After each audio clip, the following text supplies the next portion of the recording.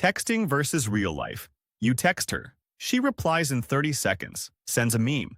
You laugh, she laughs. You think, I nailed it. Then you meet her in person. And it's different. You can't name it, but it's different. She answers your questions. She's not rude, but that energy from before, gone. She's paying more attention to her phone and anywhere else but you. Probably not pure coincidence. Researchers measured how quickly people make hierarchical judgments based on appearance alone. The answer? Under 100 milliseconds. Before you open your mouth, before you apply that seduction technique, the game may already be over. Same joke, different reaction. You've probably been in the same room, same circle, told the same joke, and heard polite silence. You know the kind of laugh people give when they didn't find it funny but don't want to be rude? Then, 10 minutes later, a guy, better looking, more popular, says almost the same thing, and the room explodes. It wasn't just timing. This is the halo effect. When someone is considered attractive, the brains of everyone around them automatically decide he's also smarter, funnier, more charismatic. His joke is perceived as better before it's even finished. So maybe the problem isn't your sense of humor. Never in the photo. Someone calls the group for a photo. People naturally cluster, form the group, and you wait to be called. Or you insert yourself, kind of push your shoulder in, hope there's space. Or worse, you see the photo later, on Instagram. You simply weren't included. A photo is public identity. People generally care about who appears in their photos the same way they care about their own image. If you're never in the photos, you're not in their narrative. That's a good sign this group isn't yours. Nobody starts a conversation. You're in a line, at an event. You see people around you striking up conversations, commenting on some random thing about the latest influencer drama. But with you, nothing happens. You don't always come across as introverted. Attractive introverts still get approached.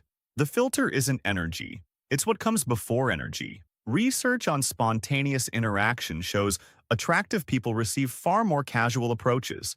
It's not just romantic attraction. It's that beauty lowers the social barrier. It's a fact. People feel more comfortable initiating with someone they find visually appealing. Or if the world rarely initiates with you, your physical presence isn't sending the message you want it to send. Zero eye contact. You're in the middle of a conversation. The person in front of you even responds, but their eyes are anywhere but on you. There's a study where they tracked people's eye movements during social interactions. What they found was straightforward. Eye contact is, at the neurological level, the most primitive way of saying, you matter, you exist. Attractive people receive more eye contact and with greater intensity. Even babies who haven't yet learned any social rules naturally hold their gaze longer on faces considered more harmonious. The human brain rewards attention directed at what it considers aesthetically valuable. This is nonverbal communication. It's saying what would never be said out loud.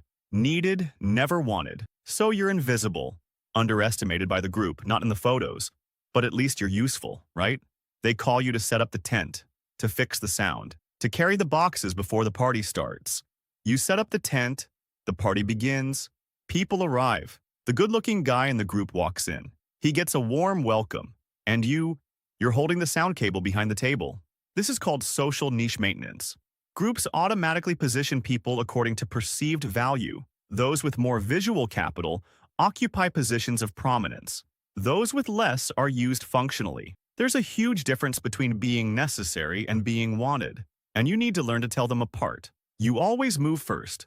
You're walking on the sidewalk, rush hour. People are coming the other way, but you notice it's always you who moves. They treat you like you're a literal ghost. If you frequently have to physically insert yourself into spaces, if people rarely make way without you having to ask, you're experiencing what sociobiology calls status signaling through physical space. The bodies of the people around you are communicating on autopilot where each person should go, and they don't even realize they're doing it, or they simply don't register your existence. Confidence not allowed. Confidence should normally be admired, but it isn't always.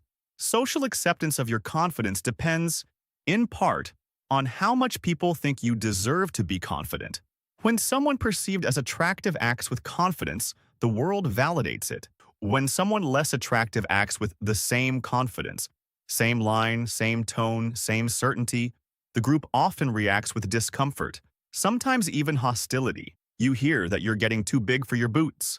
This signal punishes you exactly at the moment you're trying to improve yourself, which means staying quiet and acting with confidence can actually have the same output. But remember, just be confident, bro. Great personality. You hear it a lot. What an incredible person, what a big heart, what intelligence, what a sense of humor. And those compliments are probably real, but you notice you never hear anything about how you look, about your face, your eyes, your body. This is a pattern of empathic compensation. People feel, unconsciously, that they need to compensate for something with more internal qualities. On its kindness. But it's kindness that confirms what nobody wants to say out loud. Picked last. This is the summary of the school experience for anyone who grew up overweight. Group dynamics, sports, people have to choose. And you notice the pattern. It's not that nobody wants you, because eventually they pick you, but you're never the first choice, rarely the second. The literature on social choice shows that physical attractiveness strongly influences who gets selected first in group contexts, even when the task has nothing to do with appearance. People's brains associate visual presence with general competence. Sure, maybe it's just cope for being sedentary or dumb, but always being picked last might not be about what you deliver, but about what people assume before you deliver it, or indifference. Have you ever noticed how certain people treat you differently depending on who you're with? Alone, you're ignored. But when you show up next to someone attractive, someone with recognized status, suddenly you exist. They greet you, they include you, they ask you things. And when that person leaves, you go back to being invisible. This isn't paranoia, it's status transfer by association. The human brain uses visual and social shortcuts to calculate value. If someone of high value treats you as an equal, the group tends to temporarily recalibrate their perception of you. You didn't change. And the fact that you need that context to be noticed is something worth examining. Unsolicited advice. You never asked for an opinion, but someone comments that you should cut your hair, change your clothes, lose weight.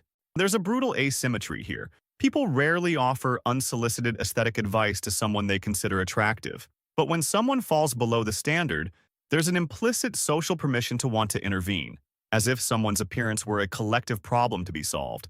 It's invasive, it's disrespectful, but paradoxically, it's the most honest signal on this list. Nobody denies it.